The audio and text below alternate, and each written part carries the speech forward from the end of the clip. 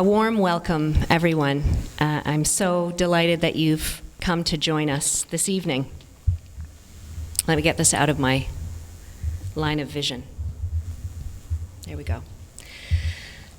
So, I have rewritten these brief introductory remarks at least 10 times over the last 4 days, because my understandings have been complexified and in some cases entirely overturned by presentations and arguments made by my collaborators, who are each of them making sense of the world and our relationships to each other from their own very different contexts.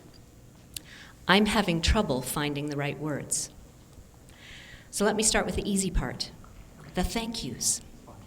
First to you for being here, of course, for what we think is a conversation that matters. And of course, Dirk said, we're here for a conversation, which is why we're sitting up at a podium with microphones in a line to speak to you in a very regimented way, because we really wanted to have a conversation. But actually, the room was not available that would have facilitated that, so we're stuck with this structure. But after, I think, we share some very enlightening perspectives, we might bust out of this rigid form and see if we can't have a more collaborative conversation. So, first I must say a huge thanks to my research team here in Toronto for all the work they've done in making this evening possible and the entire week of discussions with our international collaborators, and they have made it such an utter success. And they are Dirk Rodericks, Rachel Rhodes, Rebecca Starkman, Kelsey Jacobson, Scott Mealy, Sherry B., Nancy Cardwell, and Lisa Aikman.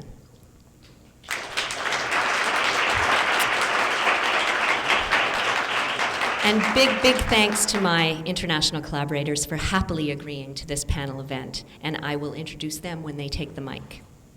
And of course, also to Christine Jackson from the TDSB for engaging so heartily with our research and helping us to think about ways to leverage ideas and practices for teachers and students in schools.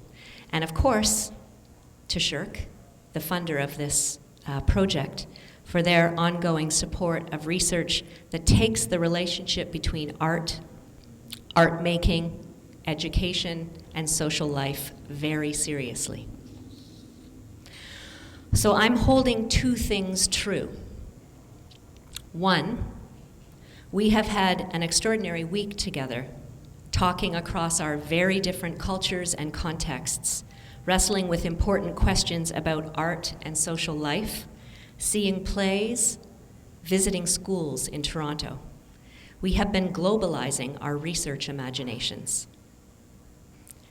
Two, our world is a mess, and we are living in dangerous times.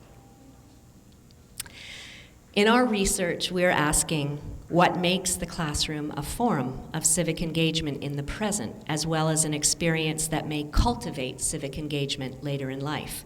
Can drama pedagogies actually help young people see themselves as global civic actors? Collaborating across our schools and theater-making spaces in Canada, India, Taiwan, England, and Greece, our study is examining how the drama classroom or workshop can cultivate practices, relationships, dispositions, and values that orient youth towards and support them in engaged citizenship and ethical relations. It is a tall order. And a prevailing hope. Now, concerning hope.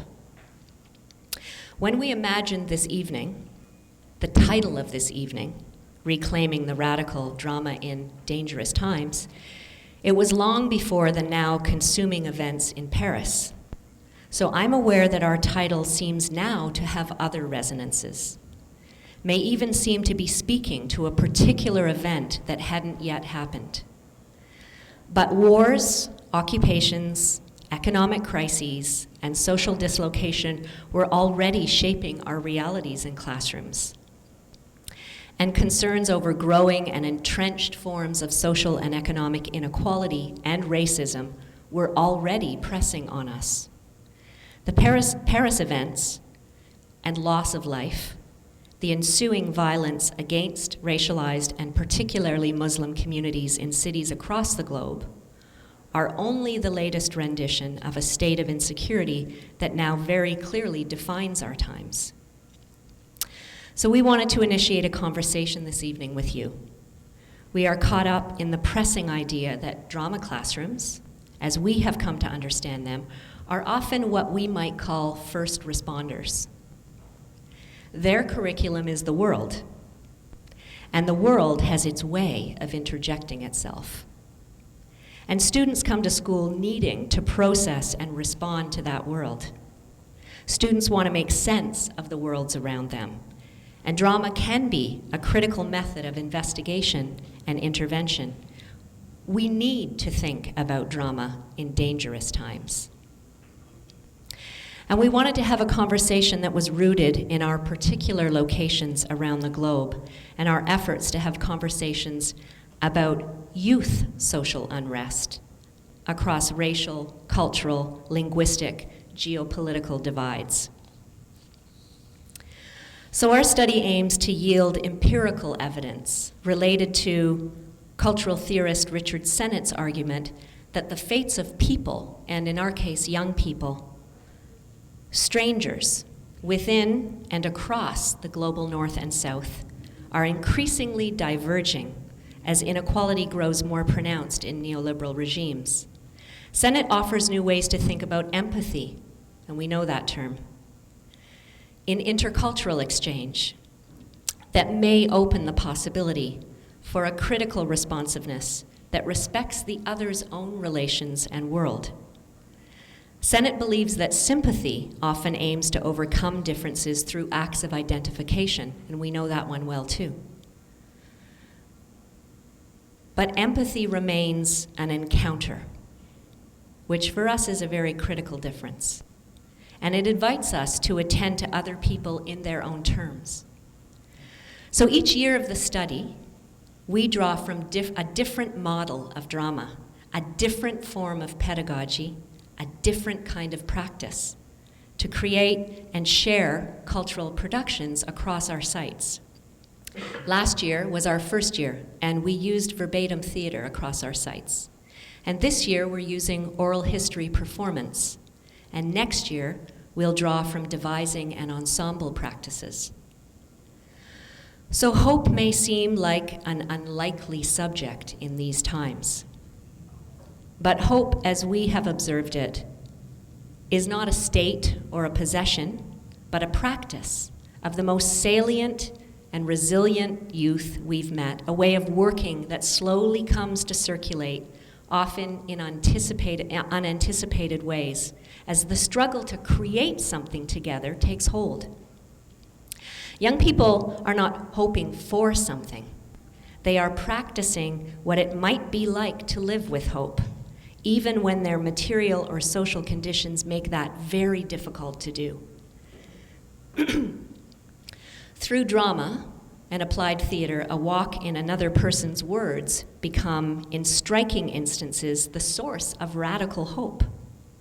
How do teachers and students practice hope together? How do we practice hope through our theater making? How does hope live uncomfortably alongside disappointment and disengagement, or worse, exclusion and marginalization? I am now concerned to think through the ways in which drama students come to practice hope in the microecologies of classrooms, when broader neoliberal experiences of individualism and technologies of divisiveness threaten its very sustainability. So in these times of global uncertainty and growing socioeconomic polarization, I think we must think of modes of hope and hoping differently. Philosopher Richard Rorty coined the term social hopes, meaning hopes for global, cosmopolitan, democratic, egalitarian, casteless, classless societies.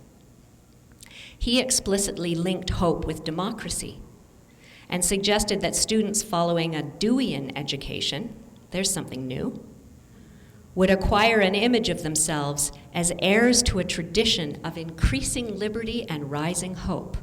It could not seem further from the truth to me these days.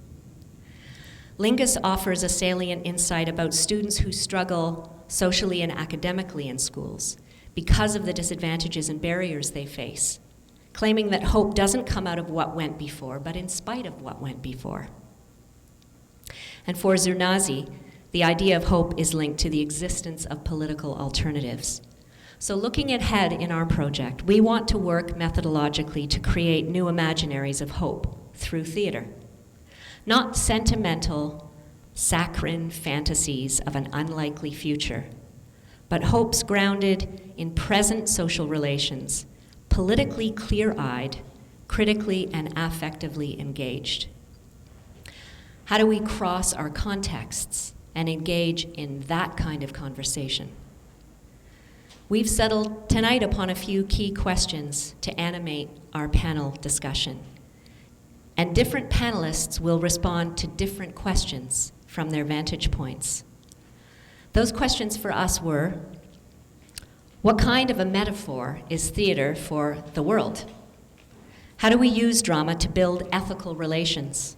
What is the relationship between form, content, and context? How do we understand collaborative pedagogical models in theater making? What is dangerous for students and educators? And how do we act responsibly? How is the idea of hope linked to the existence of political alternatives? In light of ongoing and overlapping global crises, what can we do with art? So after a panelist addresses one of these questions in 7 minutes only, that should solve it. We're then going to invite Christine Jackson to perform the Herculean task of responding to the ideas and questions raised, drawing from her particular system perspective at the Toronto District School Board.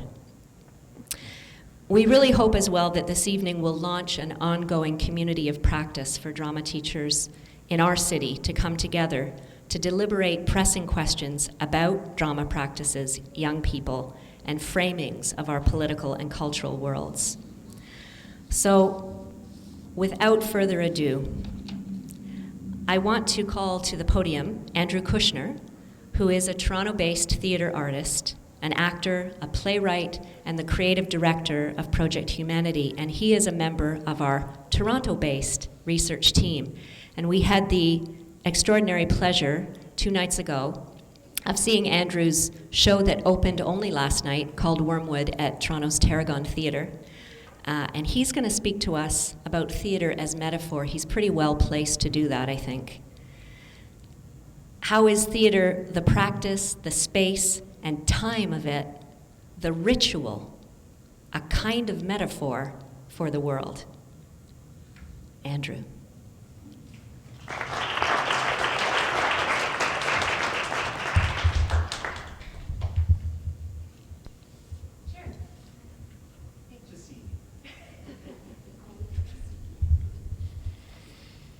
As Kathleen mentioned, I opened Wormwood last night, and after the show was stormed by person after person who wanted to share their experience of the play. In some cases, wanting to figure out whether or not they had got the play, had they deciphered the play. And it reminded me something that my colleague Alan Dilworth always says, which is human beings are meaning-making machines. Metaphors are food. They are nutritious, we crave them. The comprehension and digestion of metaphors is something that is vital to us. It allows us to feel more human. I've used a lot of metaphors already. But I will say metaphor begets metaphor. That's my theory. I've been asked to speak about theater as a kind of metaphor for the world. As a theater practitioner, I feel that metaphor is what I work with, what I'm devoted to. I believe we come to the theater to unabashedly engage in and practice metaphor. And I believe we invented theater as a species because it's giving us an effective tool in the struggle to figure out our being in the world. The existence, the survival of theater as a form, the fact that young people want to keep practicing theater is no accident. I believe that theater is a temple for metaphor. On stage, a powerful lighting instrument fires artificial light through a window frame, and we see a sunny day. An actor utters pieces of prepared dialogue, and we hear a character speaking. An actor holds a bundle of cloth, and we see a newborn infant. A chair is toppled, and we see, if the play has prepared us for it, the breakdown of a family, or the start of a revolution, or the fall of an empire. Theater is all about transformation, and metaphor is the way that happens. Even in verbatim theater, which is what I chiefly practice, as soon as verbatim text is transferred to the stage, it takes on metaphoric power. In The Middle Place, a piece I wrote about homeless youth, the words in the script gathered from interview subjects become a representation of at-risk youth, but they become something larger. They at times become a capacity to speak about the health of our democracy, the health of our society as a whole. So my feeling is that we come together in the theater, artists and audience, in order to engage with things that are not really there: a baby, a sunny day, an empire collapsing, a homeless youth, in order to have very real feelings about them. Those real feelings, and I'll add to this real thoughts and real reflections, is something that humanizes us. And the practice of doing that, of humanizing ourselves through theater, I believe, is evidence of our craving of a more hopeful, more thriving world. If theater is a kind of metaphor for the world, then transformation is possible in the world, because things transform in the theater. Change is possible. And that change comes through a collective effort, a shared labor. We imagine together. We feel together. That is a hopeful thing. If theater is a kind of metaphor for the world, then congregation is possible in the world. In the theater, we engage with a representation of the world. We do so on a human scale, together, artists and audience. We have a personal ride amongst others. That is a hopeful thing. If theater is a kind of metaphor for the world, then collaboration is possible in the world. We come to the theater to co-create meaning. We work together, artists and audience, to find the patterns, to make order of the chaos, to engage with the dissonance and mystery of the world. That is a hopeful thing. If theater is a kind of metaphor for the world, then the world is a place where multiple truths can coexist. Because in the theater, if we make the effort, there is space for multiple truths at once. In our more divisive and dangerous times, as politics and media seem to grow more and more polarized, theater can be a freeing, creative, expansive alternative. That is a hopeful thing. Transformation, congregation, collaboration, multiple truths. I can't help but think theater is a kind of hopeful metaphor for the world. It's an honor to be a part of this panel, and I'm very excited for tonight's conversation.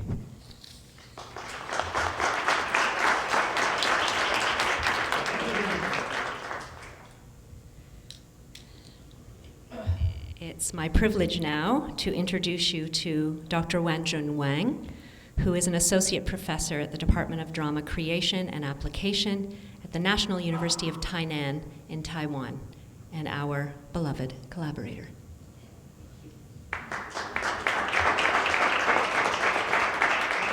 Thank you, Kathleen, and thank you for coming tonight. So I'm just going to jump right into my question and my answer to it. For me, my catalyst is memory and the theater, because memory crosses culture and connects people from different parts of the world, but it has to be activated and communicated in our organized class and the structure and the pedagogies. From my experience as a drama teacher, I use drama as a medium of communication to explore and act out our memory, to take memory apart and to reconstruct it and to find meanings in our memory researching. I have researched Age Exchange Center's reminiscent theater work in UK and also Huanxi Theater Group in Taiwan. as my PhD thesis of Reminiscent Theatre, Devising and Performance at University of London from 2003 to 2008. And I have witnessed how memory communicates across cultures, movingly and beautifully. I saw how I have been thrilled, cried, and laughed with the British elders from African, Caribbean, Chinese, Indian, British elders from Brighton and London.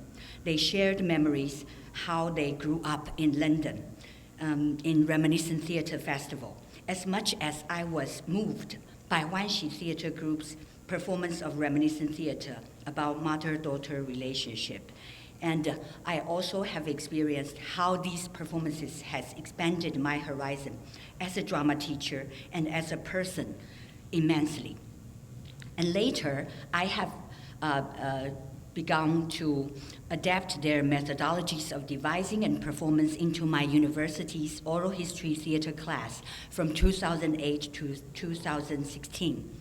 I have created 8 oral history performances with my sophomore students, and I have received, all of us together, received critical acclaim and won full house attention each year. I want to share a little bit about my achievements with my students that I have observed from these oral history performances created and performed by my university students are: A, the affirmation of their contested identities through reviewing their past, selecting their own stories, and which they consider can represent themselves, and expressing their own negotiated identities in public. The whole process seemed to affirm these teenagers' self-identities, which are often silenced and marginalized in our societies. B, in the devising process, by reflecting on one's own and each other's past life experiences, the students seem to be able to empathize with other people's life experience more and care more about each other. Also, through the sharing and discussion period of devising process, they activated the ethics of care in turning I-it relationship into an I-you relations. And then they try to use aesthetic means of theater performance such as playwriting, stage design, lighting design, costume and makeup design, as well as music design, to transform their life story experience into a moving performance which their audience found tremendous resonance. And in this process, they are able to distance themselves from their own and one another's story and make them into a piece of collaborative artwork shared with their audience. The third part is aesthetic. The theater aesthetics provide my students with means to keep an aesthetic distance from their own stories, as well as to engage their audience, to empathize with their stories, to find their shared identities and humanities in the shared stories, which also reflect the audience's own past. And through this kind of empathetic and reflective viewing experience, the participants and audience can gain different perspectives, discover different kinds of insights toward their past. And through this process, they can also get a chance to reflect upon their own past. So they can be able to know where they come from, where they are now, and also what they aspire to be in the future. So I want to talk last about the challenges we have in the process. The first is the process go into your memories is not a therapeutic effect only, but therapy is not, it has its therapeutic effect, but therapy is not its end. The aesthetic, political, and ethical process is the most important to learn from. And the second is about the authenticity issue. It's the emotional truth rather than the factual truth that we are trying to explore in the process. The reconstruction process is a meaning-seeking and searching process, and reinterpretation of one's own life, and a renegotiation process, a very challenging working process.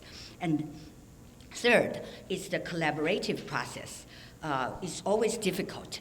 But I find the fights and the difficult things they encounter in the communication process even more valuable for them to learn from. And fourth is the real issues in life they have encountered and conjure up through this memory searching process. It's like opening up the Pandora's box. Those life issues are never easy to be solved and resolved, but only can be presented and discussed. But they just have another chance to understand the complexity of life and have the chance to learn how they can live with their difficulties as their peers. So I can only say it is a risky adventure each time, but the risk is worth taking because drama class is one of the few places they can get to discuss and explore these important issues about memory and understand the memory's relationship to the construction of self. Each time we go through this life exploring process, the value is shared by my students and myself with the same commitment, determination, and passion. That's why memory connects us across cultures, which we can identify each other with and differentiate with each other. To use drama aesthetics for memory searching journey, make us reflect upon where we are coming from in the past, understand who we are now, and where we are standing now, and how we are going to go in the future. With all the chaos and uncertainties all around us in today's world, I cannot imagine anything else is more important than this for my students and myself. And I also hope my sharing can be of use for you and your class sometime in your lives. How far am I going to use my time? Time is wrap up. Yes, I want to share with you my last memory about Toronto because I'm leaving this country in 5 or 6 hours. Toronto, I have traveled around the world. Toronto is one of the most friendly cities. I have known these wonderful friends, and thank you for coming tonight. I went to the museum this afternoon, and I pick up leaves. I think the leaves of Toronto and all your friendship and love is our hope for this chaotic world surrounding us, and let us cling to it. Thank you very much.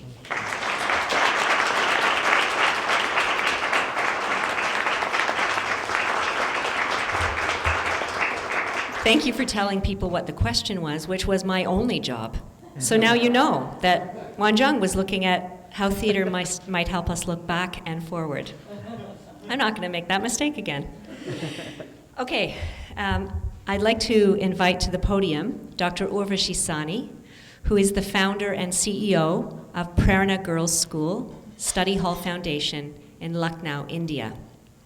And Urvashi is going to consider theater as collaborative pedagogy. How do we understand collaborative pedagogical models in theater making?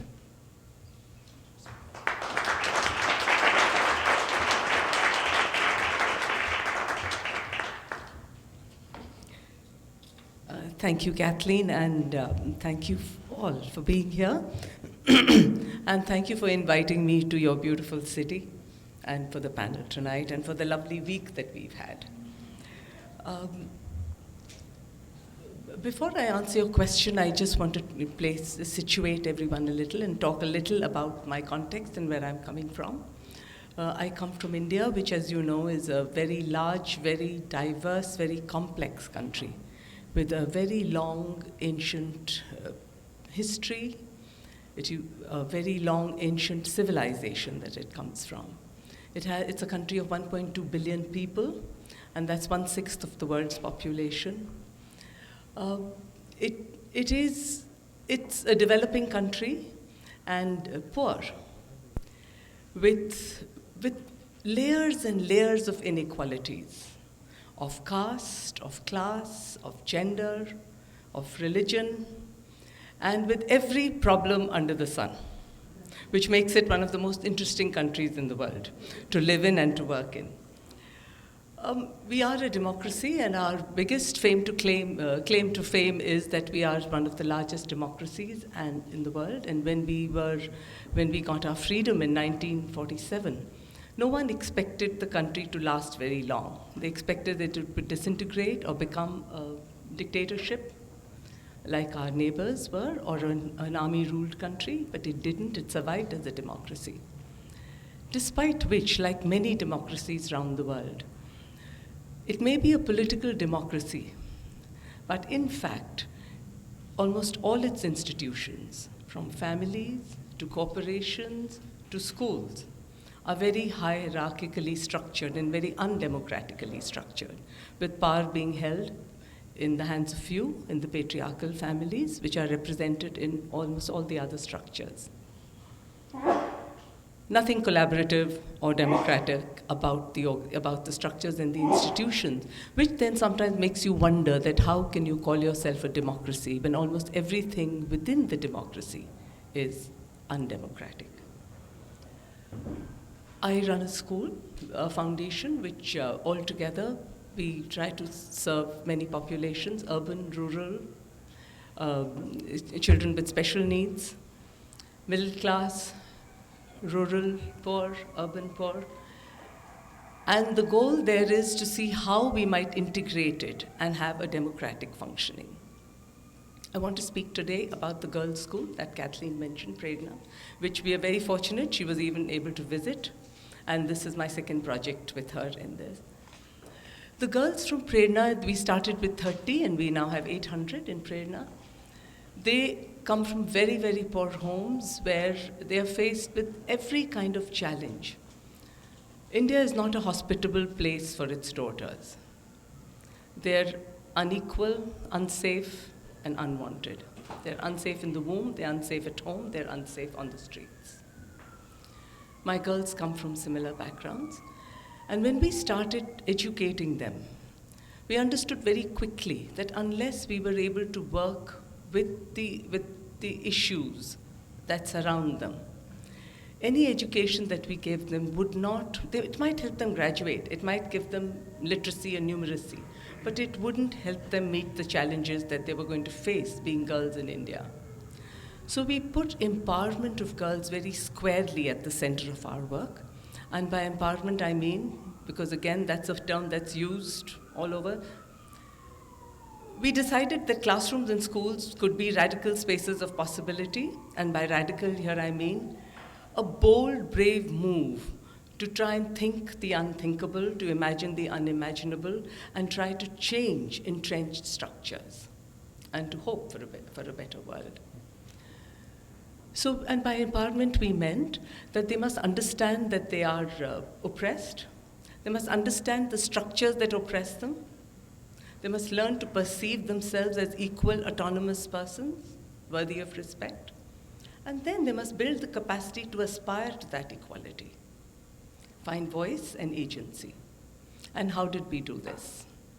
We put in place a critical feminist pedagogy, and which is very simple really, just sounds very big. That you, every week, for 1 hour, we would sit in circles and we would talk. I want to invoke Paulo Freire, who really is the father of critical pedagogy. And the idea was that if you can name your world, you can transform it. So we would sit and we would make shared meaning. We would have shared feelings. We would talk about domestic violence. We would talk about sexual violence. We would talk about child marriage. We would talk about discrimination, how you're fed less, how you're supposed to wear veils when nobody else is, everything that concerned us. And we would share it in a collaborative manner, and it would be a collaborative forum of teaching and learning where each of us took the responsibility to create and recreate our realities again. And drama, right from the beginning, was very much part of our critical pedagogy. Because we believe very much that in order to create a self, you need a site, a place, and that was our space. And you do that with your reason, and you do it with your imagination, you do it with your hands, with your heart, with your head, with your mind. And drama was the best place where you could have your heart's work with your mind. So often while we were talking, we'd get up and act out things. And we would take every issue that we could and collaboratively with each other play out our realities, imagine possible selves. Andrew, you spoke about metaphor, drama, theater as metaphor for the world. And here we use the metaphors for our lives to imagine possible selves. So if you can imagine it, then you can live it. To rehearse possible selves, to rehearse alternative realities, so that we could take action in our lives and socially. We've been doing this for 12 years, and many of our girls have been able to not only finish school, many of them are getting their masters. They have been able to change their realities at home, escape child marriage, in many cases strengthen their mothers, and change violent fathers at home. Take to the streets and have street plays against domestic violence, against alcoholism. So we definitely believe, one, that if we're going to have a democracy in the real sense of the word, then our institutions must become democratic. Theater making, if we had more time, I would describe it in greater detail, and Dirk is waving the 1-minute flag at me, so I must quickly wrap up. That we must show models of collaborative living, of collaborative feeling, collaborative thinking, collaborative reasoning, collaborative imagining. And theater making is a great tool for that. But I don't want to separate it out. I think it should be a pedagogical model for all kinds of education, where together teachers and students and communities take the responsibility for knowledge making, for teaching, and for learning. And I think it happens when you feel together, when you think together, when you reason together, and when together you take responsibility for a world, for dangerous times and peaceful times, and together you hope, and not a fond hope, but a real hope. I think all educators are hopeful people. We wouldn't be teaching otherwise. Pedagogy is an act of hope. Teaching is an act of hope. And it takes brave hearts and minds, which I think as educators we all are. And how to transfer it to your children, to your students, and you do that when you include them in the whole process. I think I'm done. Thank you.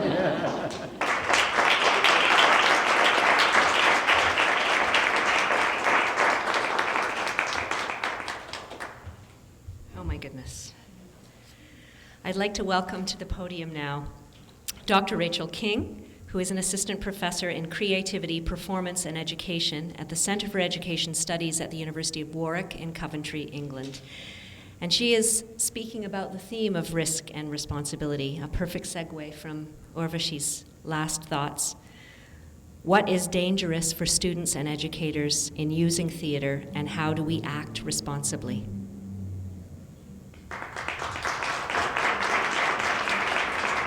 Hello. I think the peripheral noise of ambulance or whatever it is, the sirens, makes me think we are in dangerous times. Okay.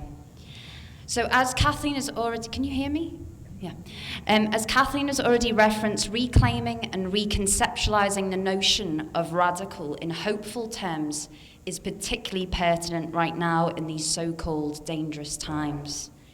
This is my first time over in North America, and having left London Heathrow on Saturday morning just after the attacks in Paris, I feel strangely, unexpectedly, and particularly European.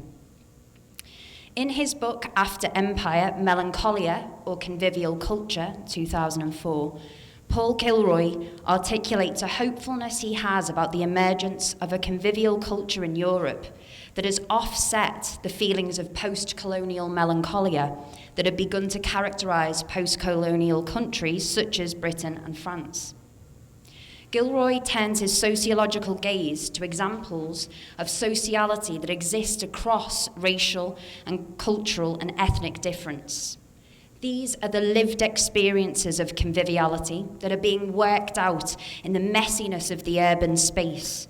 And he suggests that these examples offer a more positive interpretation of the perceived failures of multiculturalist and assimilationist policies that have been part of both post-war Britain and France.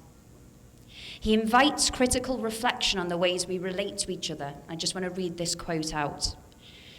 We need to know what sorts of insight and reflection might actually help increasingly differentiated societies and anxious individuals to cope successfully with the challenges involved in dwelling comfortably in proximity to the unfamiliar without being fearful or hostile.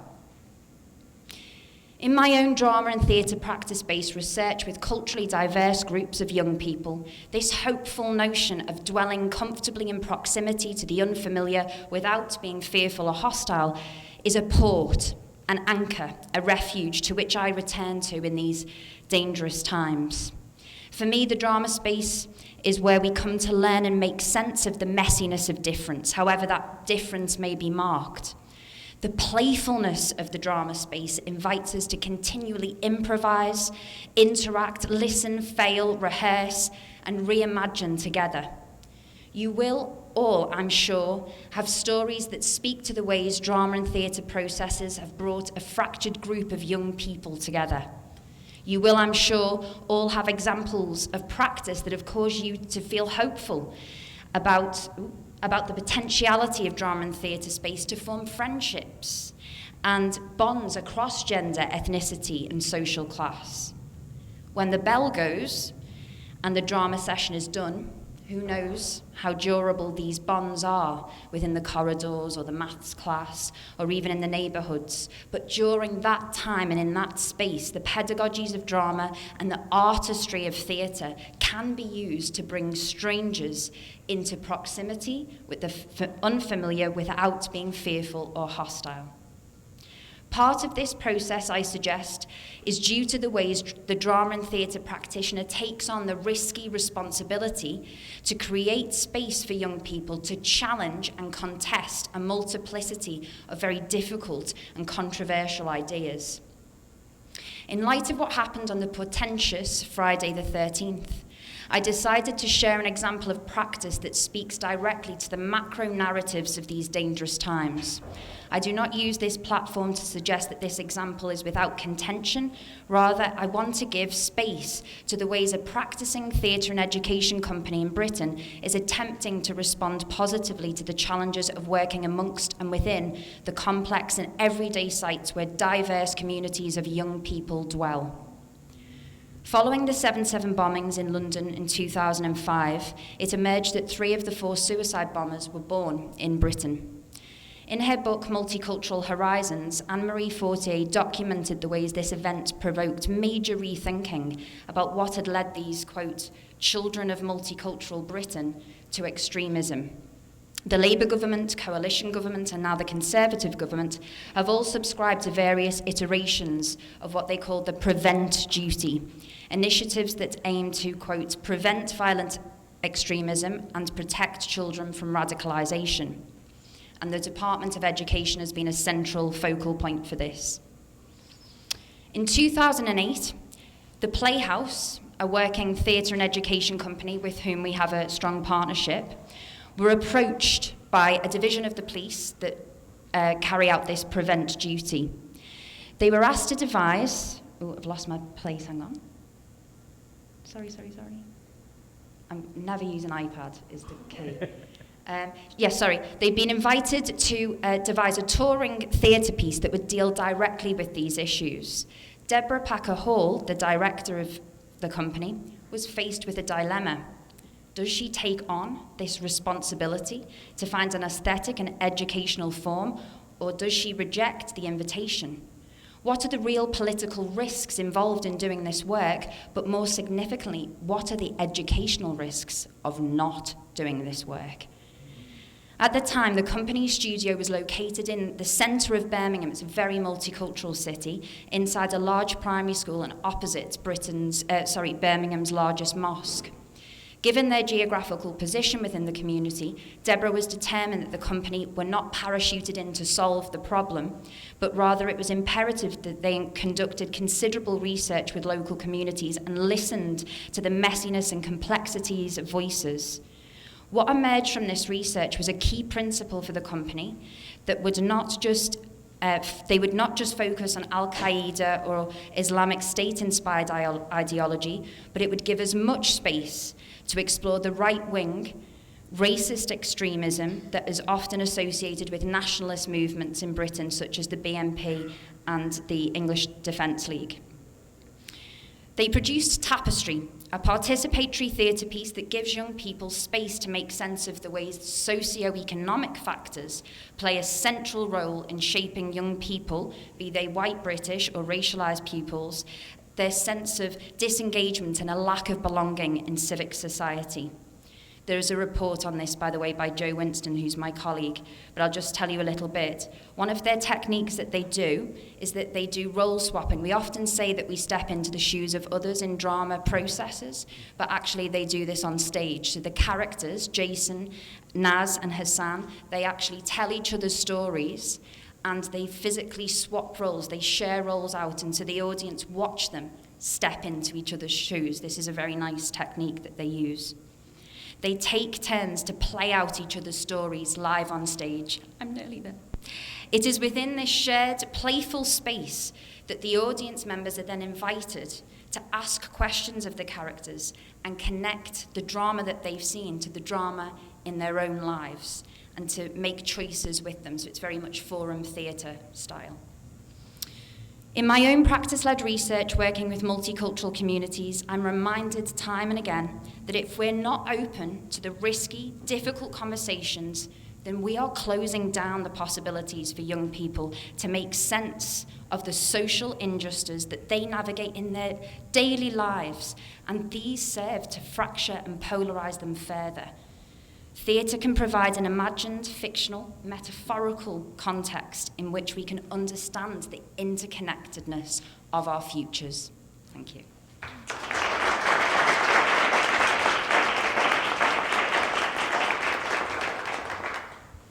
Thank you, Rachel. I'd like to call up now Mr. Nikos Govas, who is a theatre and drama pedagogue. And he is the founder of the Hellenic Theatre and Drama and Education Network in Athens, Greece.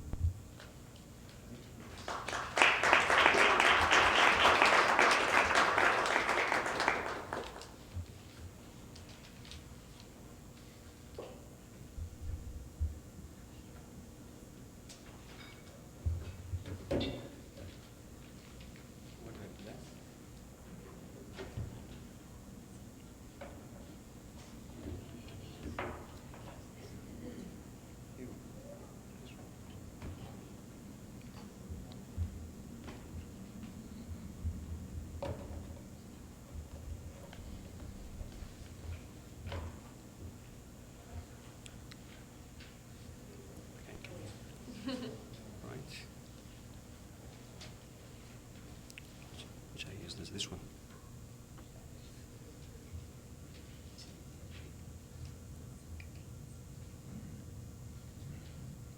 Okay, thank you. Good evening. I'm really pleased and honored to be here among colleagues. Thank you very much, Kathleen. And I want to share with you two of the many issues that are taking place now in Greece, among which I think they're not only Greek, but they are European. I was thinking about what are dangerous times and what might be hope within these dangerous times that we're living. So I'm kind of try to focus on two things. One is the economic crisis, the other one is the refugee crisis, which is the bigger picture, which they both influence our life as teachers in education. I'm going through some photographs. And first I would like you to see the map of Europe as it is today. It wasn't like that a few years ago and probably won't be in the next few years. And these are dangerous times when maps change.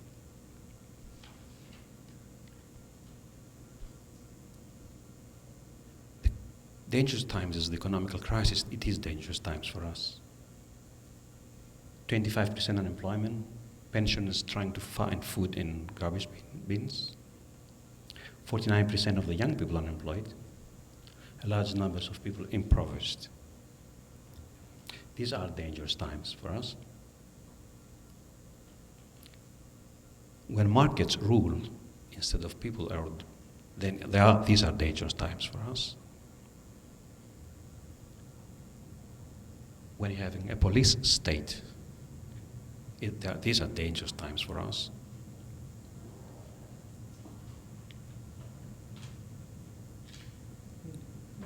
And when there's not much democracy around, this is even worse.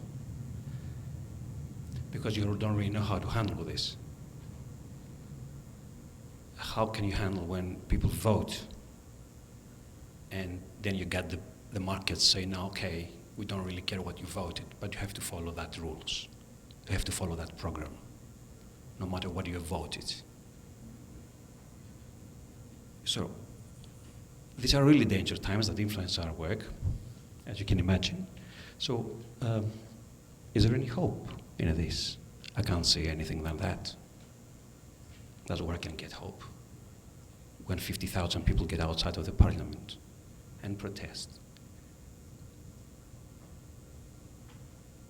So getting together might be hope for us. We do get hope out of this. So I stop here with this little crisis thing and take you to the other issue, which is the so-called refugees issue, crisis. I would rather call it the European crisis, our humanitarian crisis, our Eastern values crisis, because it's not a really refugee crisis. Refugees they are not the problem. Refugees have problems. So you see this nice little piece of art that this Lebanese artist created about to show the great journey of the Syrian people traveling, walking actually from Syria, not even from Syria, even from Afghanistan to Central Europe. But the reality is not as nice. This is bad. People leave their homes because they cannot stay there. They don't have a choice, actually. Children on Lesbos Island camp, when they arrived, and we go around with our colleagues and try to spend some time with them, draw some pictures, they draw this kind of pictures. So these are dangerous times when children draw these kind of pictures, trying to represent the life they're living.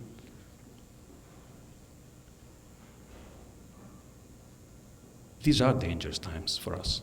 600,000 people arrived in Greek islands in the last 3-4 months. Can you imagine 600,000 people arriving 2-3 months?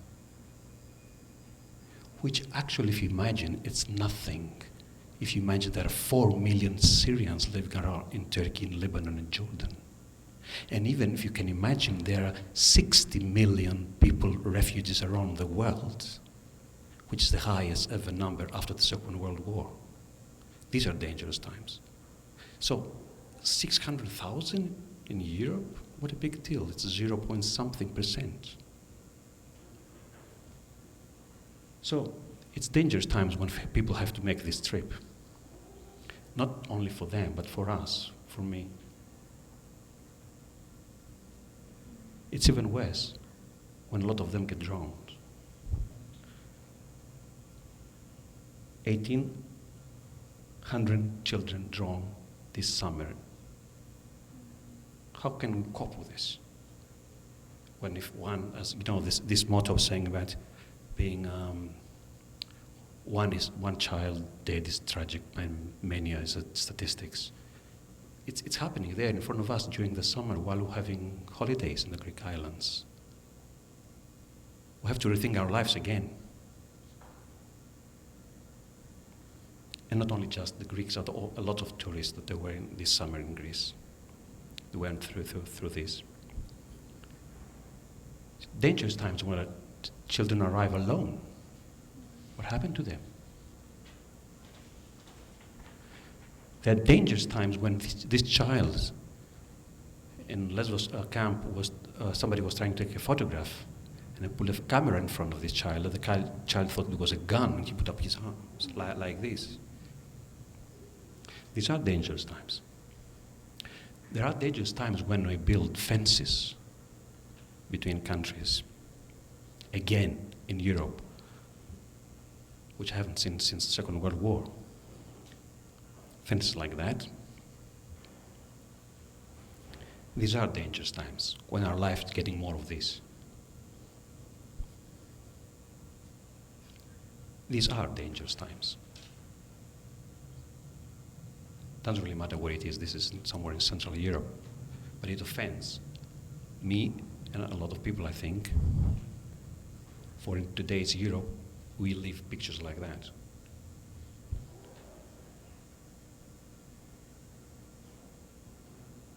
I think you might have seen that before. It's by the Bulgarian artists. So these are some coming to hope. Just give one minute there. So where do we get hope from as teachers? We come more and more to realize the small things in the class that we don't normally do within the curriculum, but they're doing towards this awareness and acceptance of the other and the fellow colleagues. There is some hope there if you do more of this type of curriculum. And drama is good for this, because empathy, simulation, role-playing, it's good. It's more effective, and it's faster route for deeper understanding. And more teachers in Greece now, they come to realize that, and there is hope here. In our association, this year, worked on a project with United Nations High Commissioner for the Refugees, and the project create workshops and trying to offer awareness in schools and teachers. We had so many applications. We had something like 4 times more applications than those who can afford. That means a lot of teachers, more teachers every time they're more sensitive and want to do something about it. And there is hope here. There is hope when these teachers on the islands of Leros and Samos and Chios, they work with their students and their parents, and they create food for the refugees every day, 24 hours, all summer until now. There's hope here. There's hope when nearly all schools in Greece at the moment, and teachers, they get clothes and food and send them to the islands, to several solidarity groups. There's hope here where this colleague of ours, this man on the right, who is a music teacher on the island of Leros, he invited his house a family from Syria which just arrived in this little island for a plate of soup and stay there for 3 days before they found out their way to Athens. They opened the houses and they took them home. So there's hope here. There's hope here when a lot of volunteers from everywhere in the world, they get on the islands and cook together with the refugees, and they eat together. It's not about charity. It's about cooking and eating together. There is hope here when artists and teachers and our colleagues, they go around into camps and bring to these children some moments. There is hope when there's international movement in Europe.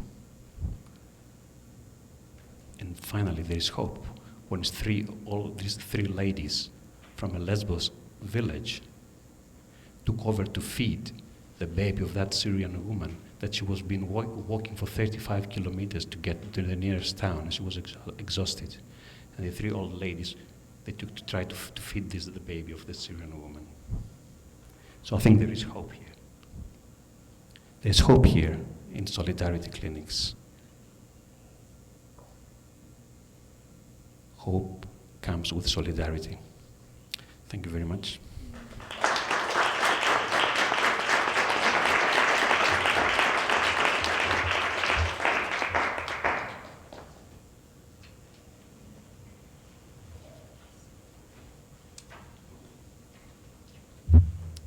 You're getting a really small glimpse here of the week that we've spent together, struggling to hear the details of each other's lived worlds and contexts.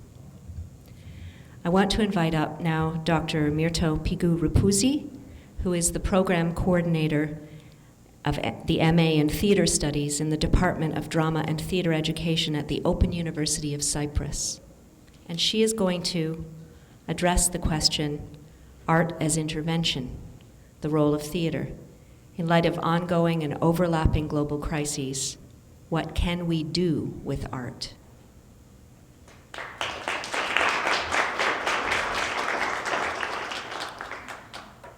Okay, I have tried to make my brief presentation as broad as possible so it can concern us all, but at the same time as concrete as possible so that it is informative and that all of us can find some food for thought in it for our later conversation.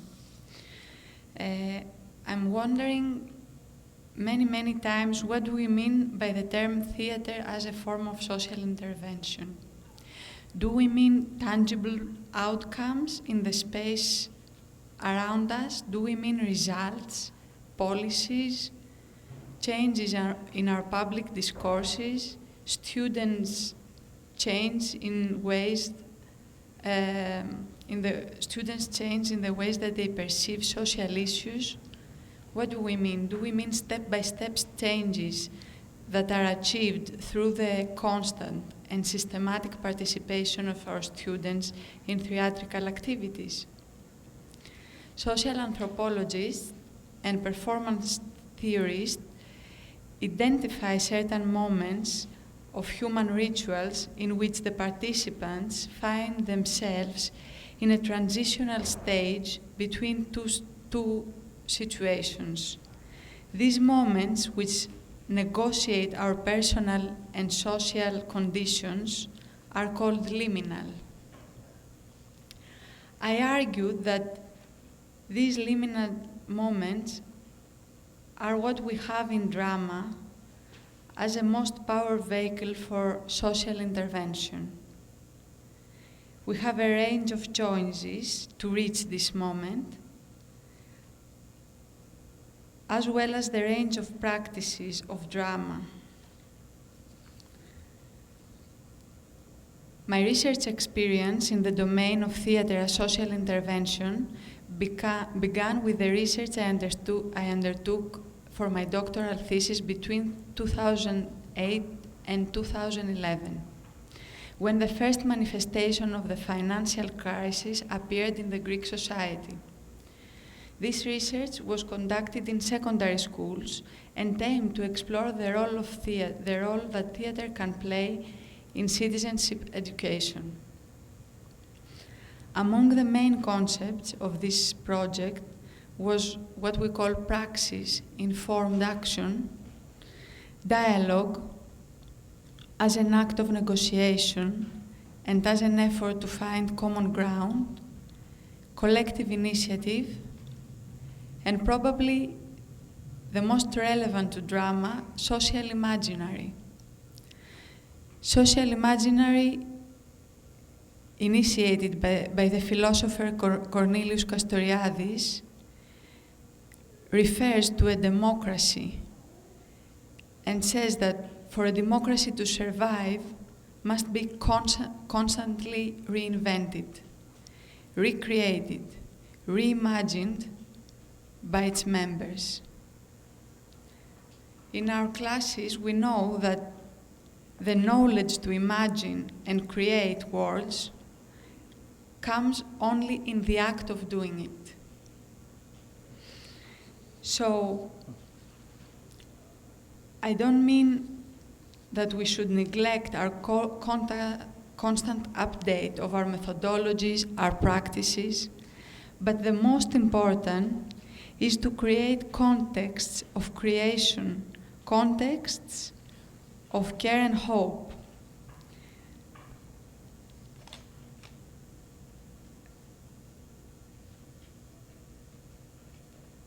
One of the most crucial the context of the educational experience was a very important factor in all the professional environments I have been. Even in programs where we had to travel in camps where Roma lived and where the neighborhood was becoming a battlefield between the Roma and the Greek population. But for a program to have sustainability or for any kind of result to be ensured in each school, follow-up actions and everyday struggles, praxis and dialogue has to remain there. And then another thing which is very much related to the project that brought us here, Radical Hope.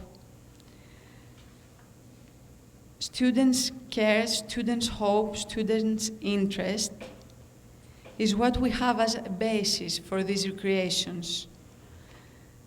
What a group or a community cares for, the things that concern them, should play the most important role in the shaping of our educational objectives. This requires flexibility on our part. We need to be able to readapt, to reinvent our aims and processes to the student's reality.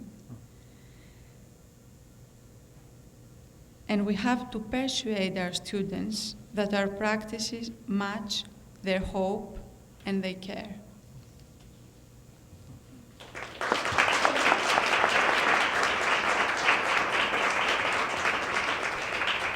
Thank you, Myrto. I'd like to call to the podium now Mr. Michael Limerick, who is the Assistant Curriculum Leader of Drama, Visual Media, Arts, and Music, and the Creativity, Action, and Service Coordinator for the IB program at Monarch Park Collegiate Institute in the East End of this city. And he is also our collaborator in the field. And he's going to return us to theater as metaphor. He's going to take his Toronto perspective and revisit art, theater, and schooling and why these matter.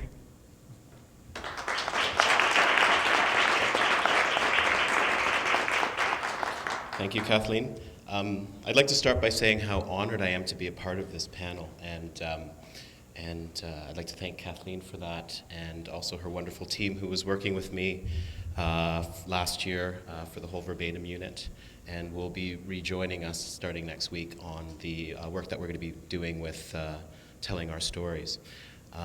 And I'm also honored to meet all of these wonderful people on the panel. I met them at the beginning of this week, and I was actually honored to be part of the kickoff for their whole experience here because they came to visit myself and my grade 11-12 split class at Monarch Park. And that was their first foray into this whole experience for the week. And their timing was actually really good because at that point, I had just finished helping them produce their first 2 one-act plays for our particular class.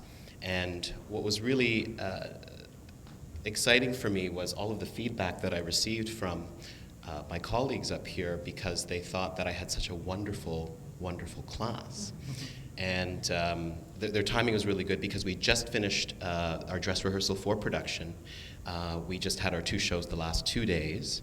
And it's the part of the process in my class where everything sort of comes together. So when you're dealing with production and you're working on all of these collaborative strategies, it isn't until they're actually on stage in front of the spectators doing their thing that they really start to gel and become sort of this family.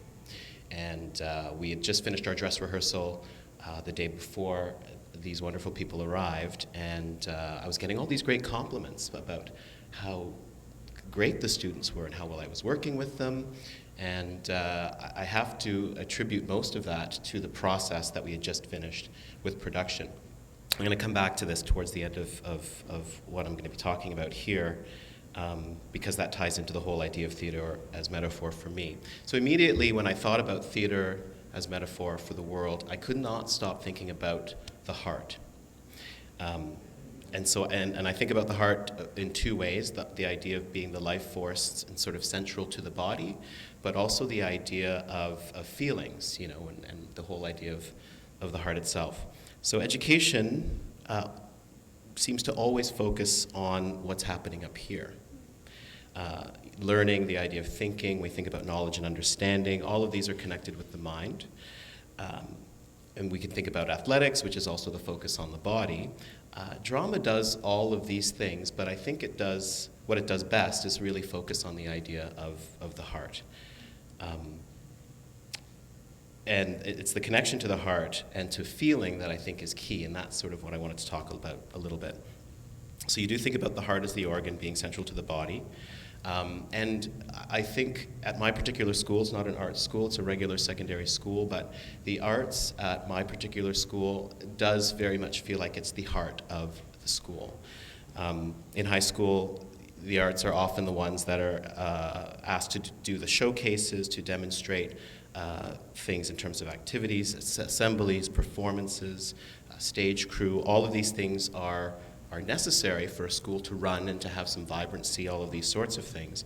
But quite often in traditional schools, they're also seen as being kind of fringe, or maybe the icing, and not being the essential or as important as some of the core subjects. You know, it's an elective, you know, they can choose one or the other, these sorts of things, but it doesn't seem to be at the core of what learning is all about, which bugs me. That's sort of the feeling that people have. But without the idea of having a drama and the arts in general, imagine what schools would actually be like. That if that heart is missing, things would be rather dull, I think, in day-to-day life for students themselves. In terms of performance, the process of learning and the things that are connected with it is very much connected to the heart. The feelings of my students and this particular group that I was just talking about earlier, they even mentioned it today in our debrief after the show about becoming a family. The idea that students can say and feel and act in ways that they cannot in any other classes demonstrates how important I think the idea of the heart is. So we just completed our 2 one-act plays that I mentioned, and this is the first year that I was actually dealing with an 11-12 split class, which is a whole other issue at my particular school. The arts is starting to shrink significantly. And since I taught the grade 11 program to the grade 12s that I was currently teaching, and I'm convinced that I'm going to try to get my regular grade 11, my regular grade 12 classes back. I wasn't going to reinvent the wheel and try to create a new curriculum that was going to address both needs. So rather stupidly, I'm trying to keep the grade 11s sort of separate and the grade 12s kind of separate. And that meant doing 2 one-act plays at the same time. This was chaos, but it all sort of worked towards the end. So they did become like a family. They bickered, they got frustrated with each other at times, but today in their discussions, those frustrations were articulated constructively, and the focus is more on praise and very, very positive. They were proud of themselves and realized that they accomplished something great. They had 4 different experiences with spectators, and everything in them was just showing pride. The reaction of the spectators, the teachers, and their peers confirmed all of this good work. And their initial groupings before the production suddenly started to shift. So there were little groups that were hanging out with other people, and then all of a sudden, even when we were talking about the process, I saw new groupings of people, and the hugs that people were giving, and even the underdogs that were problems during the part of the process, they were giving them praise, and these guys were beaming. They became this sort of family. And for me, all of that is just sort of connected to what's happening in the heart. And so when I think about theater, particularly in these dangerous times, I think it's wonderful to have an opportunity within a school for students to focus on the ideal of, and it was mentioned before, the idea of emotional truth versus just the factual truth. To be able to feel and to articulate those feelings in a really meaningful way. And I'm just honored to always have those experiences with my students. And I think I'll wrap it up there. So thank you very much.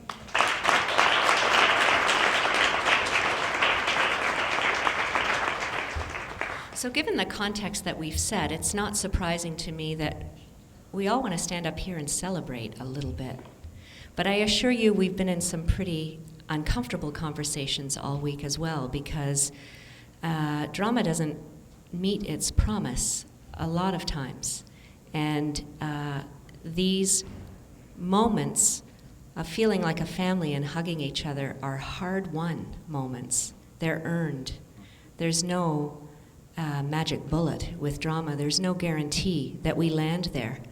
But the idea that we can even fail and survive is pretty hopeful in these times. So I feel like, you know, we're playing off each other's vibe quite a bit, but we also have looked failure pretty starkly in the eye over the course of the week. It seems like a heck of an introduction to invite Christine Jackson, the head of arts. Speaking of failure, I'd now like to welcome to the... There was no segue in that at all.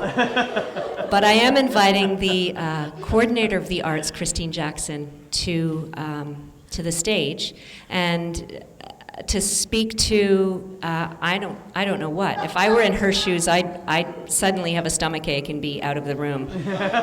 But I do want to invite her up because she has really been there with us, not just imagining this event this week and this evening, but even conceiving the research, because we want to do research that matters. We want to do research that meets with its important publics, and certainly schools at the system level and in individual classrooms is one of those crucial publics that we're concerned with. So I want to invite her to resonate with and give us a system perspective. It's very funny when you, not funny, but interesting, when you come together, you cannot help but compare your world to the world of others on all kinds of levels, including the status of drama in a system of education, which Michael was speaking a little bit to, but also our everyday experiences, our everyday lives. And Christine really has her finger on that pulse for a lot of teachers and a lot of students in this city. So I welcome her to the stage. Thank you, Kathleen. Hi, everyone. I feel like I'm really in trouble here. I have words all over about 12 different pages, and I'm still trying to figure out exactly what the role of respondent is. But my head is just pulsating with ideas, and my heart is pounding with lots of feelings. And I thought I would start, by recapping. Because I love words, I just am summarizing a few of your words. It doesn't capture everything, but in terms of resonating with you this evening, this is what I have to begin with.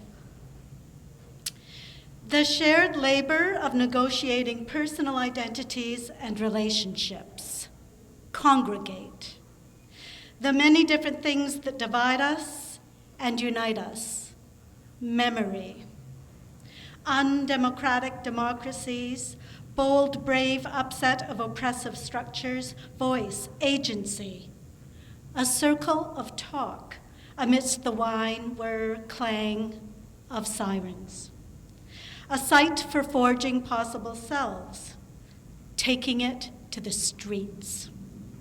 The proximity of the unfamiliar, improvise, interact, imagine, stepping into each other's words. The interconnectedness of our futures.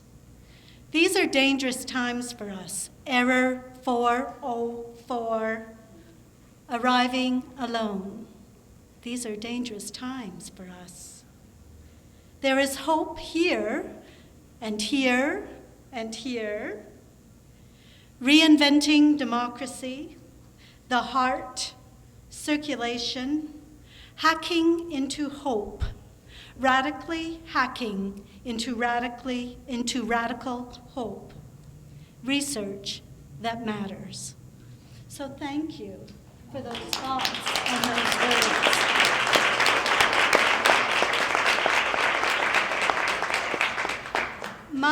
My words that I might share this evening are really a little bit about the context of schooling, of teaching, of learning, of congregating, and trying to transform our world within the schools in the Toronto District School Board, the largest school board in North America, over 500 schools. I think I can never get that number straight in my head. And we have many, many challenges, and there is so much that's happening that is truly inspiring, and there is so much that is happening that is truly troubling. Multiple truths of the experience for our youth in our schools and in our city, and multiple truths for the experience of our teachers in multiple kinds of learning environments and situations.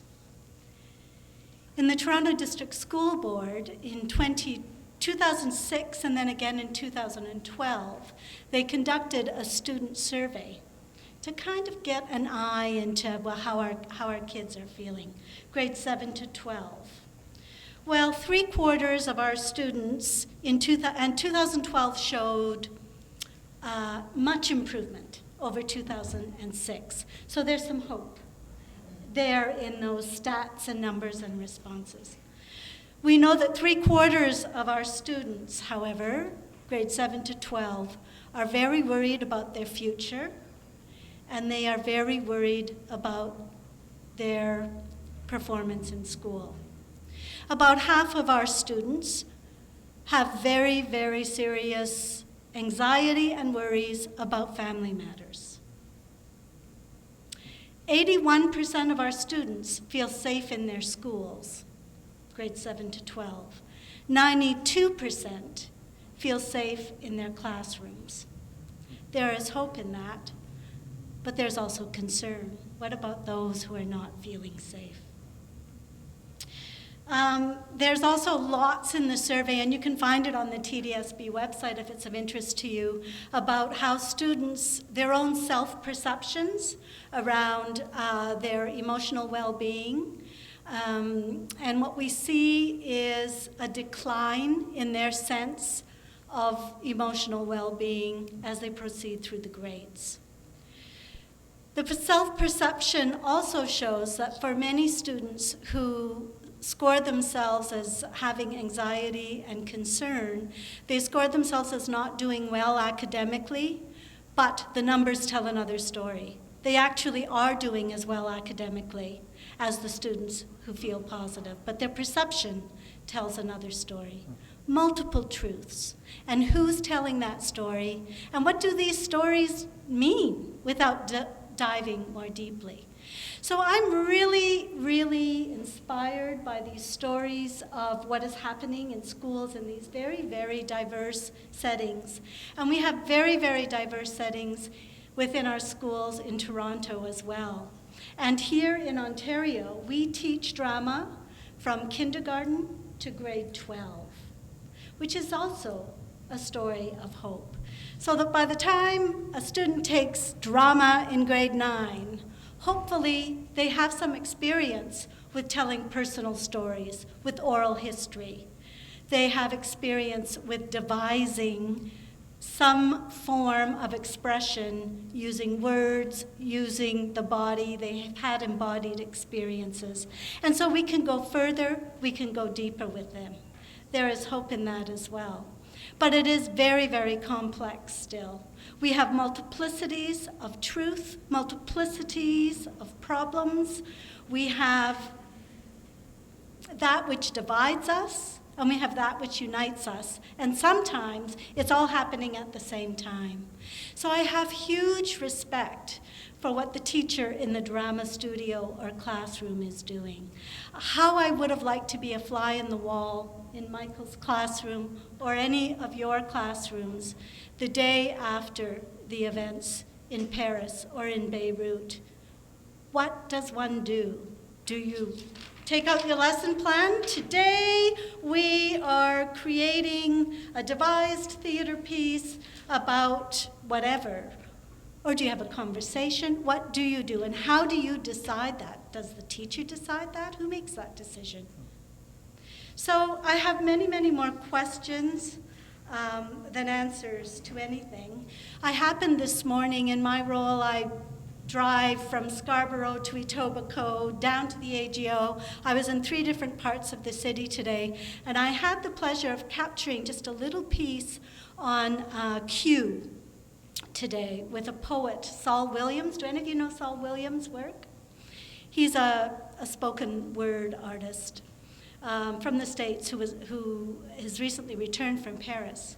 And the question that he was sitting with in the interview this morning was, are we as artists doing enough? Is there more we could be doing? Is there something we could be doing to engage disenfranchised youth so that they can be giving their lives to life instead of giving their lives, to destruction? And I thought, so many of us in so many different zones and so many different parts of the world and so many different careers and professions are asking the same question right now. Teachers were asking it. Should we be doing more? Should we be doing differently? Should we be doing with whom should we be doing? And I think it's a very, very important question. But the radical hope that lies behind that comes through in all of your stories of the work and the projects and the research that you're doing, is that we keep going and we keep asking the hard questions. And we just keep going. There's something about that collaborative struggle. And when we engage students in the collaborative struggle, we're teaching something about what it means to be responsible. So one of the questions was about, how do we deal with these big problems of the world, and how do we do it in a responsible way? When do we adopt another's perspective? When do we visit another and have a conversation to learn?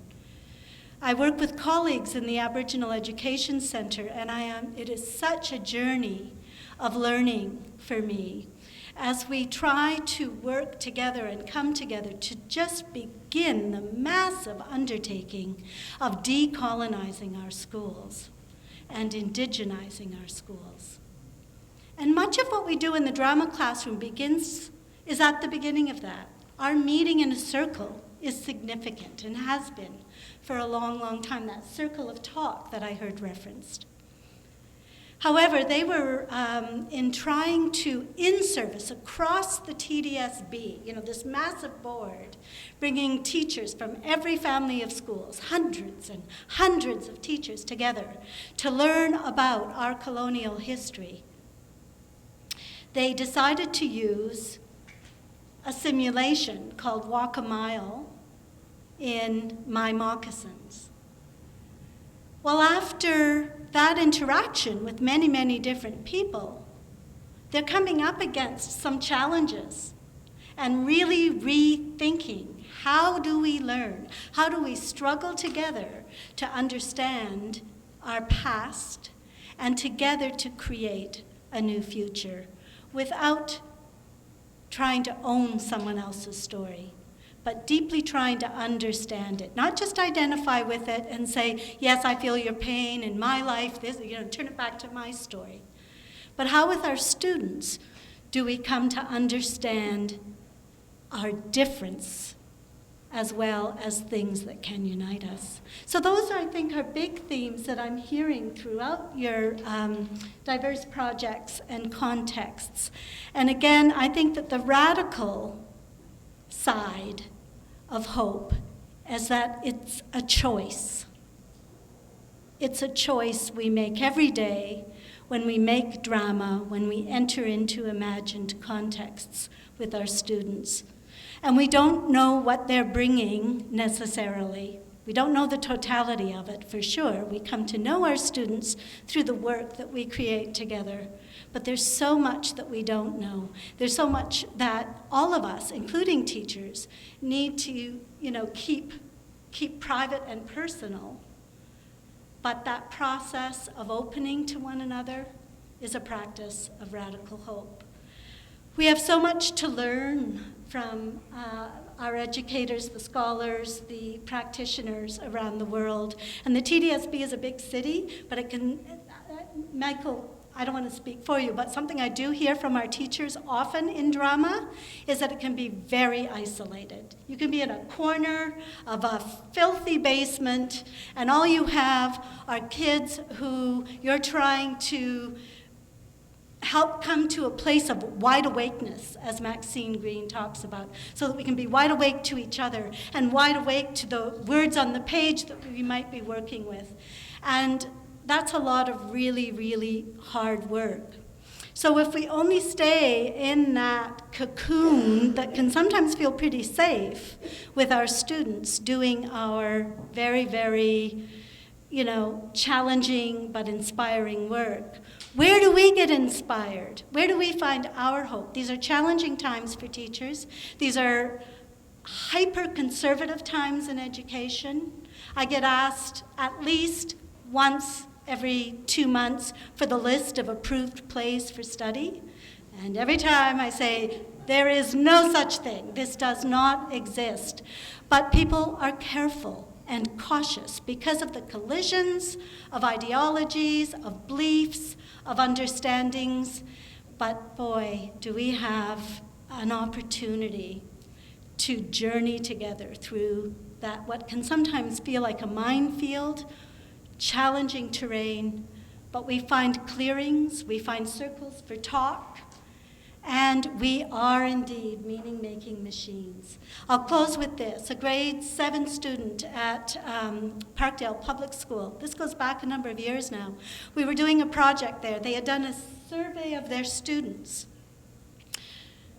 They wanted to know, what do our students worry about?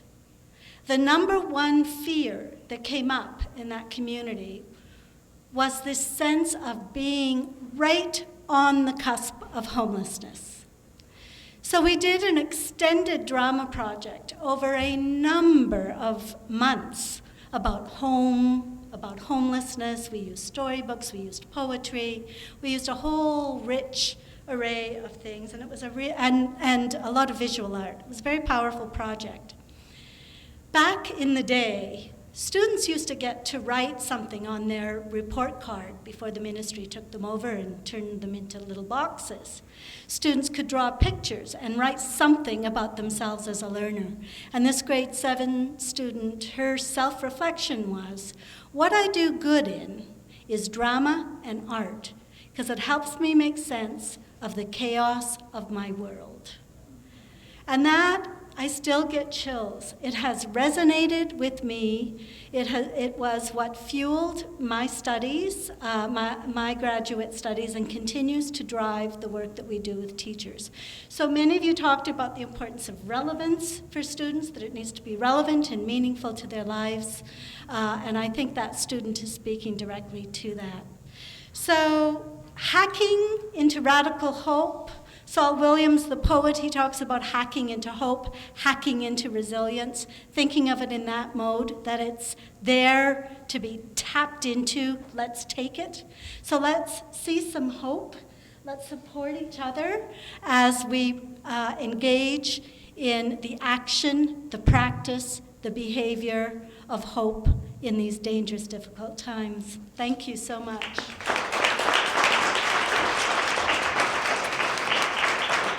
She didn't need to fake a stomach ache at all. That was really fantastic, Christine. Thank you for bringing it home and taking it away as well. We have a bit of time, and we have a really nice reception, too. But we do want to give you an opportunity to throw some questions up. They can be to everyone, they can be to no one, they can be your thoughts, they can be directed to a person or multiple people, your choice, but we do have about 15 minutes where we can hear some reactions or questions. We have mics out there, and then we're going to have some nice drink and food after that. Another kind of nourishment beyond metaphor.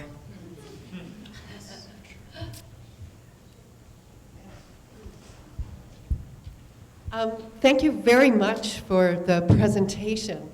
I think one of the things that surfaced for me was the hope in doing. So my question is really about the doing between Kathleen's research idea and, Michael, your work in classrooms and working on verbatim. And I wondered if you could give us a little more of an idea of what actually happened in those classrooms looking at verbatim. And my secondary question associated with that is, were you looking at hope explicitly? Were you asking your students about hope, or were you bearing witness to what they were doing as hopeful acts?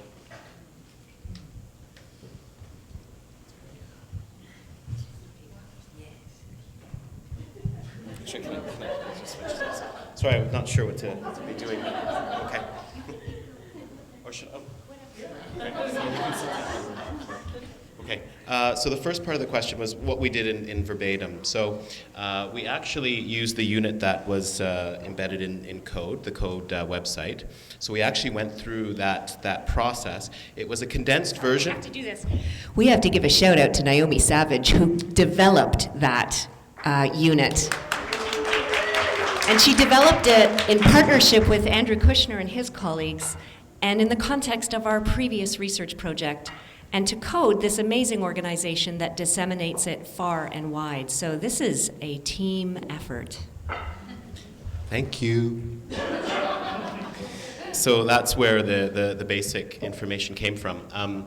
But we sort of whittled it down to, we did all of the lessons, but some of them were sort of condensed versions of those lessons. And actually, at one point, I ended up going to the Amazon on a Meet-A-Wee trip and had a supply teacher do part of that, but that's a whole other part of it.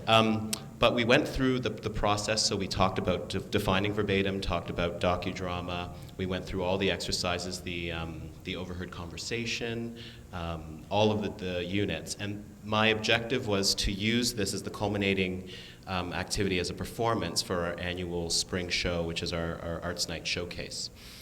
So as we were going through the process, the students were a little skeptical initially because the whole idea of verbatim seemed a little dry. It seemed very prescribed. Didn't feel like it was their authentic voice until we got to the unit that dealt with composite characters. And that was the moment where they got to ask their peers in their classroom very specific questions about their particular lives when they were going to be leaving school, their lives in the context of being young people in Canada, and what their goals and objectives were 5-10 years from now. And when they asked each other those specific questions, it was amazing. First of all, they were amazed at some of the answers that they'd had, but when they heard the answers back verbatim for what they'd actually said, that's really where the unit took off for that particular class. And then they created these composite characters using bits and pieces of these pieces verbatim to create these monologues, and then we structured it in a way that they would use bits and pieces of the monologues, and we did some movement, I used different blocks and levels and surfaces, and the performance itself was amazing. And you could hear a pin drop in the auditorium when they did it, and that brought further amazement and really resonated with them.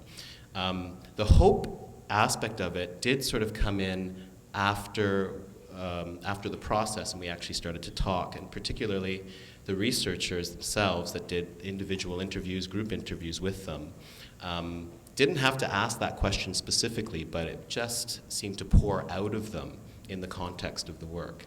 So that's sort of how that all played out. It was an incredibly wonderful experience, and it was a great unit too, so thank you very much. Any other questions or thoughts or reactions or provocations? Yeah, someone at the back. I have a question about how the group of you all came together. Kathleen, my understanding is that you brought people together, but I don't know how you chose them, what that process was to form this collective. Okay, I won't go into great detail, but I do want to say that story must be the basis of it. I had met in a variety of different contexts every one of these individual people, and we had met each other. We'd had encounters, and I had either admired practice or engaged in dynamic intellectual conversation, or shared a drink at a conference, learned about the work. The stories are so varied, but each marked me in a very particular way, and I had the impulse that all of these people needed to know each other, that I knew everyone and they didn't know each other. And so that was really there were so many serendipitous stories that we talked a little bit about this when we first met each other at the beginning of this week. Life often seems like serendipity, but then you meaning-making machines that we are, we find some kind of purpose and solidarity, and it seemed to me, as I was imagining the research, that I had big stories in my head about sites where youth social unrest was really unfolding in ways that were both alarming and to me very engaging. And so I started to bring sites in where I thought that social dislocation and the breakdown of a sense of community was happening in very stark ways in those sites.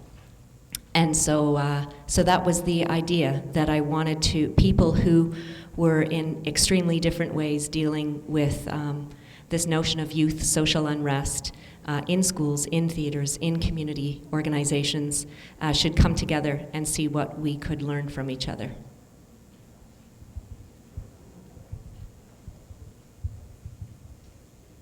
I have a question, and it addresses something Michael brought up about the feeling that students say of feeling like a family. And it's something that I often feel uncomfortable with at the end of the process, because the students come together for this moment in time, and they feel so, and for many of us who've worked in theater, you feel so inspired and connected to all these people, and then the show is over and everybody feels pretty depressed, especially when you're young and you have that first experience of real connectedness with a group of people. And I often feel like I am abandoning them at the end to that feeling. And how do we help students to sustain those feelings and that connectedness beyond that place and time? Or do we just celebrate that it happened in that moment? And there is no real way of doing that other than through Facebook and random encounters on the internet. It's difficult. So I've struggled with the loss that happens at the end of the experience. Thanks, Naomi. That's such a crucial question, and I think there are many people sitting up here who would love to address it. I think that's a brilliant question. It's one I always struggle with, because I remember being that student and being utterly depressed when the play was over and you feel that sense of loss. But I've got a response to that. I think dear colleague of mine, Jo Winston's recently written a book. Actually, it was a long time ago. It was in 2010, but it feels recent, whatever that says about my life. He wrote a book about beauty and education, and the experience of beauty can be an educational experience as well. And sort of one of his questions is, why is beauty sleeping in education? Why isn't it spoken about more? And anyway, so one of the things he talks about is actually that one of the reasons why we're compelled to work together, why we enjoy working together, is because beauty is fleeting. It's the fact that it's ephemeral. It's the fact that it finishes. That's what makes us want more. That's what gets us to go back and to recreate those experiences. And I would lay odds, but I might be wrong, that's also what gets teachers to become teachers, drama teachers, because you want to recreate those fleeting moments. You want to give those moments, you want those fires to burn for other students as well. So I totally know what you mean, that you feel that sense of loss, and particularly I think it's an ethical problem for me as a researcher, because I often feel, this is dodgy when I'm going, dodgy? Yeah. Just checking my English slang. When I go into these contexts and it's like, you do a lovely project and then you're off, that's problematic, and there's all sorts of things you can do to counter that: long-term partnerships with schools, sustainable relationships with theatre companies, etc. But I think part of the power of it, part of the attraction of it, is that it ends, and it's finding ways to bring that about again and reimagine new ways to experience the fleeting nature of beauty. Thanks, Rachel. Andrew, can I ask you, from your vantage point, and Urvashi, can you take this question, being a professional theater maker? Is that why you're doing it? You just keep trying to get that feeling back? I'm an addict. I wrote down the word mortality, and that there is a fundamental mortality to theater, and that for the acting practice, for the giving life to words practice, to the audience engagement with those words, with those images, it's moment, moment, moment, and each moment passes on. And I think that's fundamental to the work. It's fundamental to the practice. And I think the fact that it's not sustainable points to the fact that it is practice as opposed to product, as opposed to a sealed thing, which doesn't make it hurt any less. It's interesting. My play just started 2 minutes ago. It's my first time not being with it. I'm watching it. You're watching it on? That is an illegal feed. But yeah, we have these attachments, and by virtue of we are engaging our hearts in this work, and there is a mourning, there is a mortality to it. But I do think that's part of what makes it exquisite, what makes it divine. Thanks, Andrew. Urvashi, you get this question all the time because of the amazing work you do, and then people say, but then those girls go out into the world and it's not so lovely. And so I would love you to address, or say anything else, disregard my prompt entirely, but I know you get this question a lot. So, in terms of mortality, you spoke of that, and about it ending. I don't know that it ends. Because what event might have ended, but it has changed you almost permanently, and that's what sustains, and that's what you carry. And in terms of families don't always live together. They do disperse, but they don't stop loving each other just because they disperse, right? And so with our girls as well, they do go into the world, but we've had generations of girls leave, but they never really leave. They come back as alum to help, mentor, and guide their juniors. Even in the latest performance that we did, it was a collaborative process between the alum, the current students, the teacher, and from their experience and their lives, giving hope, lending courage, lending themselves to the performance and to the lives of their students.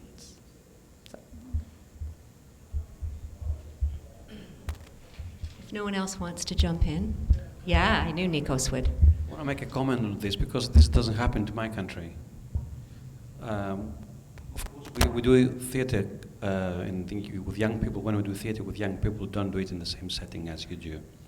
For example, we don't have a drama class. We don't have it as a subject in the school. So it's always something we do outside of the school hours, as you could probably call theater clubs, or you do it in afternoons and the weekends. So there's a lot of enthusiasm there. There's a lot of volunteer work, unpaid work, of course. And when the show finishes, there's like this extreme enthusiasm and about the next one. So I'm surprised that you hear that. I want to talk a bit more with you, baby, if you want, to explain a bit more about that. No, there's no. On the contrary, in our case, there's such an enthusiasm that we've done it. Yes, we go for another one. But when do we start? Tomorrow? Yes. So next weekend we're here again at the same time. In fact, you spoke of moments, and there's a Buddhist theory called momentariness, Kshanikvad, which says that one moment always leads to another. So even though it's momentary and it ends, but it doesn't end before the other one starts, like a flame. Can I ask you a question, please? I mean, I don't know, have you met your students many years after? And yeah, does it happen? And if you ask them, what do you remember from our shows, from our drama classes, what do they remember? Do they remember the play they were in? Yes, in our case, not. Mostly the people and the friendships and the community. yeah, that's what's, yeah. Yeah. Might not remember the part they were playing or even the play sometimes. Yeah. There's so many other details they remember about how they work together, a nice time they had going out after the show, which is nice. Anyway. I guess just to address what you had said is that the students that I've worked with aren't the students that would be able to have the time to do the after school or the weekends. They're taking it as credits to earn credits. They're doing the play. So the experience is only that time. And why wouldn't they have time, Naomi? Because they're working and have other family responsibilities, and they wouldn't have the time to volunteer or to do after school or weekends.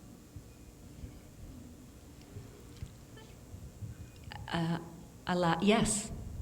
Yeah. Yes. That's allowed.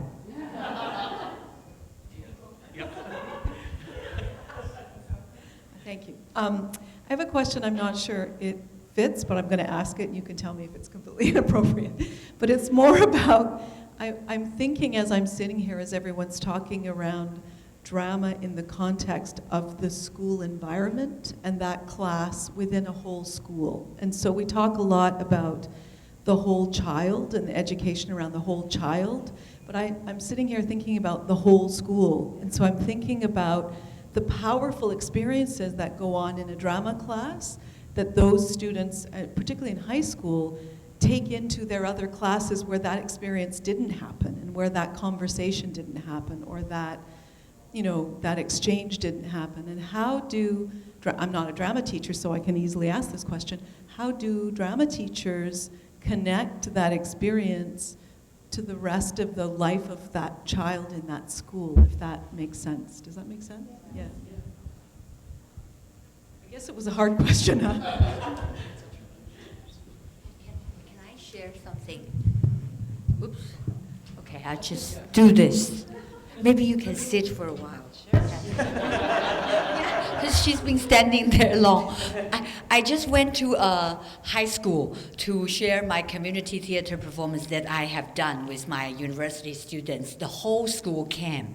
We were just so afraid because we were informed that morning the whole school will come. So in my experience, we will have some connections with high school, either junior high or senior high school.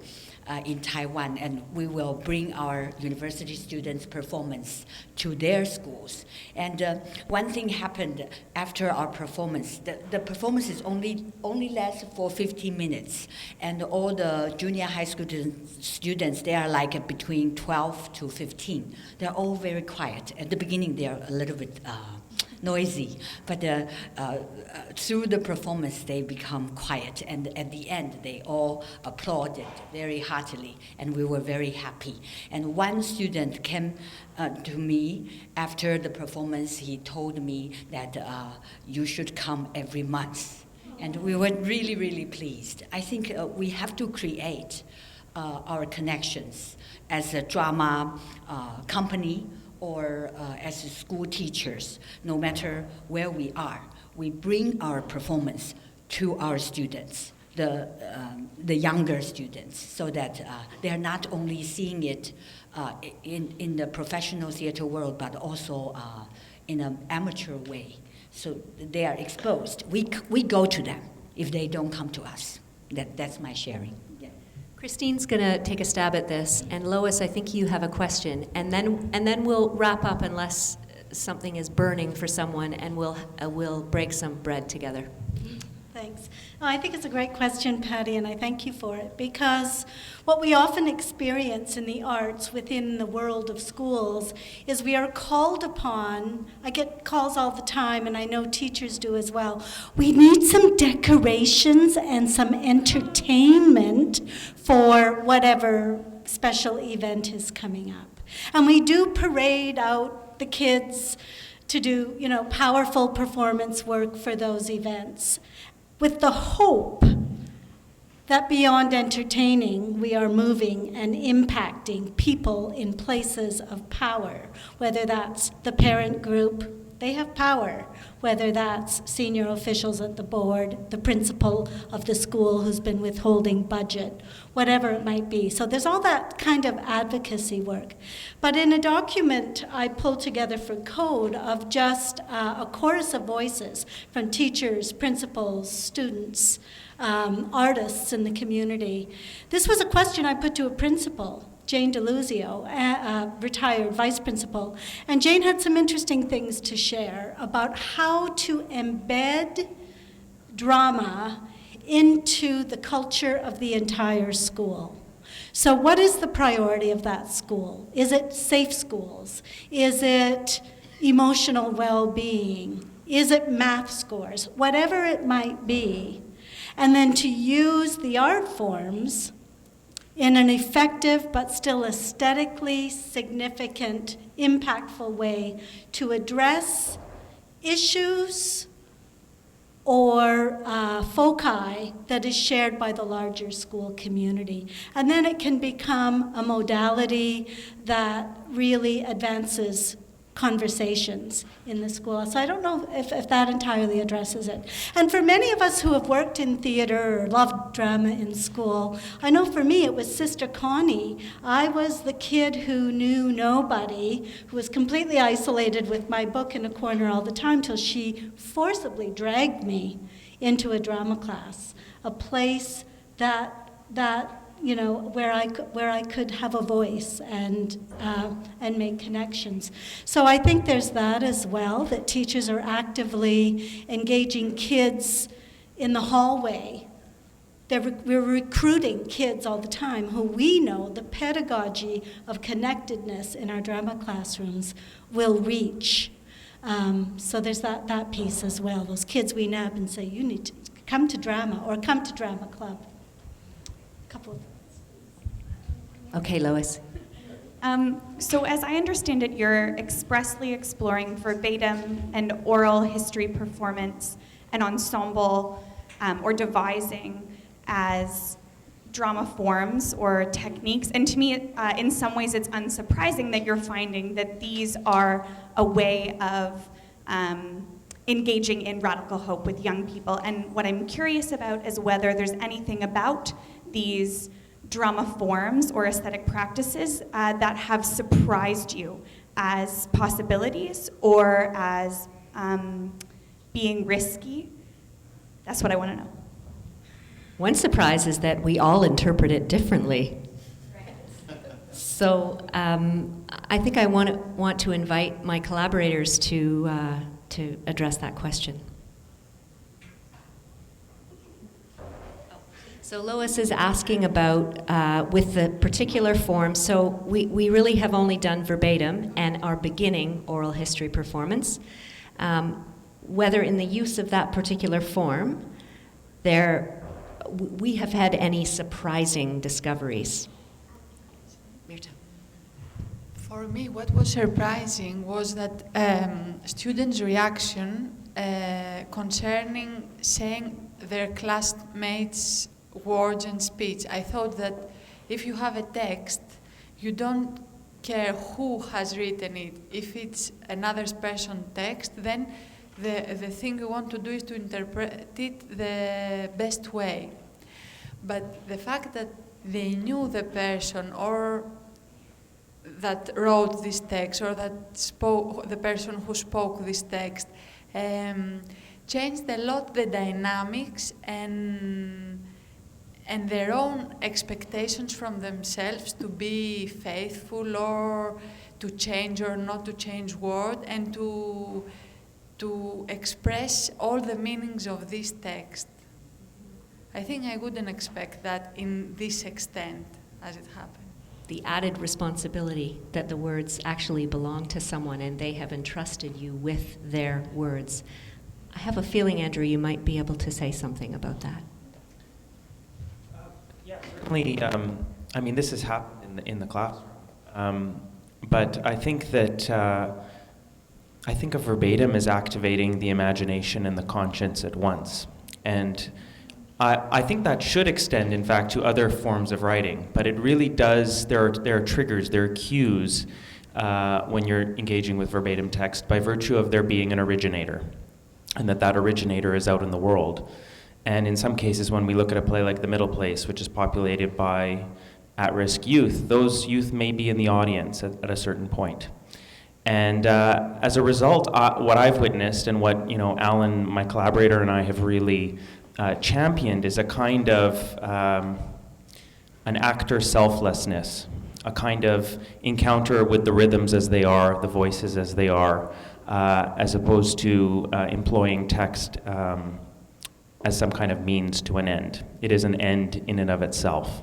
And so certainly in my practice and in rehearsals, there is a kind of care that creeps in that we don't always get in other textual forms. Get on to something. I think for me, verbatim theater or oral history performance or devising, we are trying to give voice to our students using their own voices. I think these are the aesthetic forms we think are close to address these important issues. The second thing is the ethical connections these performances can provoke our students to engage in.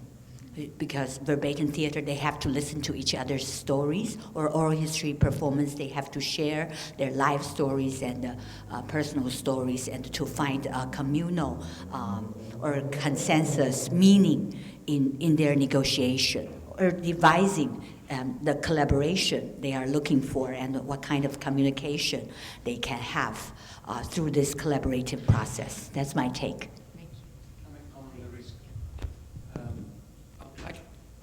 Share with you, I would like to make a comment about the risk. I think you said something about the risk. It happened to us a number of times in Greece when teachers invite students to share personal stories.